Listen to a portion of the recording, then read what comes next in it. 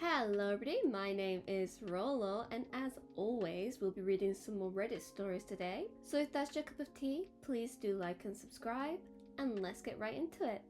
Today we'll be reading stories that do not yet have an update from the Am I the Asshole subreddit, and our first one will be from the user AlwaysConcerned12 with the title, Am I the Asshole for refusing to stop co-sleeping with my 14-year-old daughter?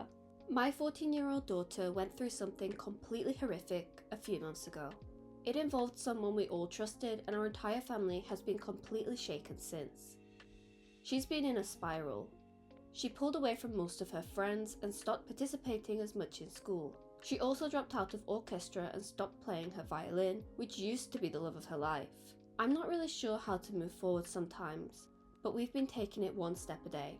She's been in therapy for the last 2 months and has started to make some very solid progress. That's during the day though.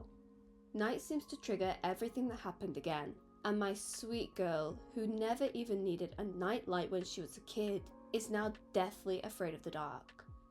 She's been sleeping in my husband and I's room every night. This has been the easiest for everyone, since she will inevitably start to freak out whenever she's alone when it's dark out.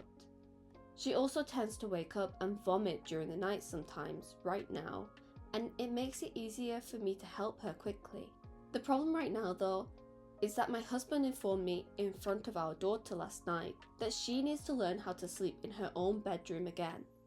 He said that it was fine in the beginning for her to sleep with us, but she needs to move on now because it's inappropriate for it to continue. I told him that it's something we're working on, because we are. I've brought it up to her therapist before, and she's been able to go into the hall to use the bathroom when it's dark out, all by herself lately.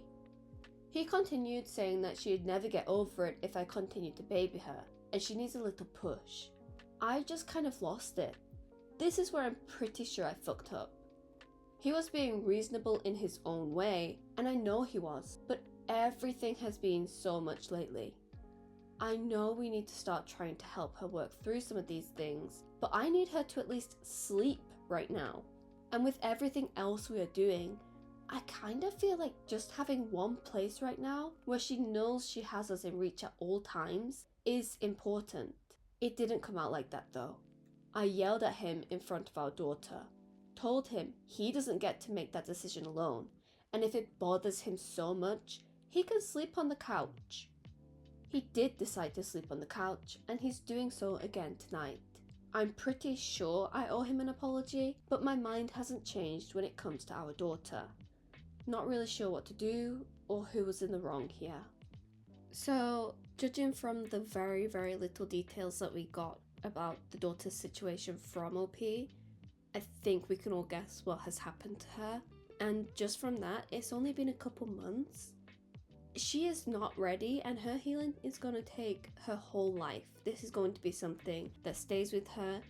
You've done what you can. You're working with a therapist to take the steps and, have a game plan for how she's going to get back to normal. But right now, like you said, she needs your support. She needs you right next to her. This is not the time for her to start moving on. And if your husband can't get behind that, you need to have a really long sit-down conversation with him. And it could end up that you might have to just leave because he might just not be able to understand the daughter's situation. Some people can't empathize with that, and it's going to end up being you or the daughter. Maybe you could go to couple counseling, explain both your sides, maybe family counseling so your daughter can explain a little bit more of just how much this is affecting her, and hopefully that will help her dad realize, this is the situation. It's a very unfortunate situation that your family is dealing with. I wish you all the best, and I will keep a lookout for any updates for this because I just want to hear that she's doing better in the future. But what do you think of this situation? Would you be able to stay with a husband that has said those things to you about your daughter, who is currently going through a traumatic experience? Let me know in the comments below, and let's move on. Our next story comes from the user StandardKick9789 with the title, Am I the Asshole for telling my wife to get a job if she wants to subsidize the kids? Up until our youngest kid graduated from university, I worked crazy hours out of town to pay for everything. I worked 6 weeks on of 12-hour days. Then I would get 3 weeks off. That works out to 56 hours a week if you average it out. I've been doing that since I was 35 years old. It allowed my wife to stay at home and take care of our kids and the house. We also used it to pay off our mortgage, as well as buy new cars for cash whenever we needed. I'll describe our budget so you guys can judge. After taxes, we used my take home to pay the mortgage and bills. We then paid into the kids' college funds, then into our retirement fund. Then we topped up our retirement account. We put money into our emergency fund, then whatever was left we split 50-50. Our tax refund was our vacation fund. Now I'm 55 and I'm tired. My body is beat and I need to slow down. Our kids are both through university, both got their degrees and have jobs. I did my part. The company I work for had a job open for an office job. I applied and got it. It is a 9-to-5 city job, 40 hours a week, better hourly rate plus other compensation. However, it is a lot less money without the overtime. I was getting 44 hours a week of overtime. That's huge. But we have money in the bank and I have an easy stretch until I retire. My wife, however, is upset. Both kids are quote-unquote struggling. For the record, they live at home rent-free, but they want cars and apartments of their own. They can afford that. They just won't be getting luxury cars and huge apartments. We no longer have a mortgage and my wife and I are both driving vehicles purchased in the last 3 years, still under warranty. Our budget no longer has education funds either. We still have more than we need and my wife and I each have $1,000 each month to spend however we want. I am saving up for a new garage or shop. My wife has been giving hers to the kids. She is hinting that I should also contribute. I think I have contributed enough. I told her to get a job. She is only 46. She can go to work and give them her salary. I still provide housing and food for all of them, so she won't starve or anything.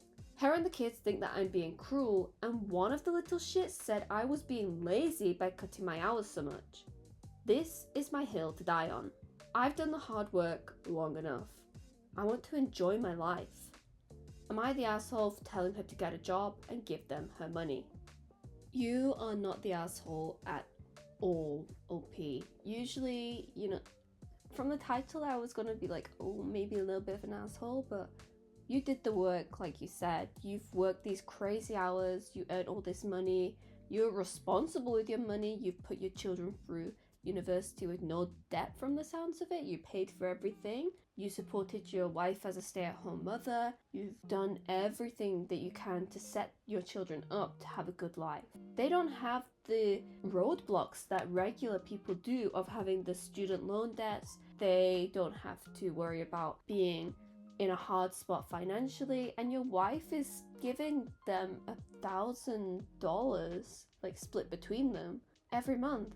Like they could be saving that up for whatever they need to pay for a deposit on a house, or like the deposit for an apartment. It just doesn't make sense. Like you've given them such a head start just from paying the university bills, and they're still begging for more. And although I was shocked that you called them a little shit at first and I had to re-record that part, your child saying that you're lazy for cutting your hours, which you averaged at 56 a week. How about they try doing that long term for however many years you did it for? Was it 20 years or something like that? I don't think that they would last. I mean, they've had such a cushy lifestyle thanks to you that they don't want you to stop that because they benefited, and that is it.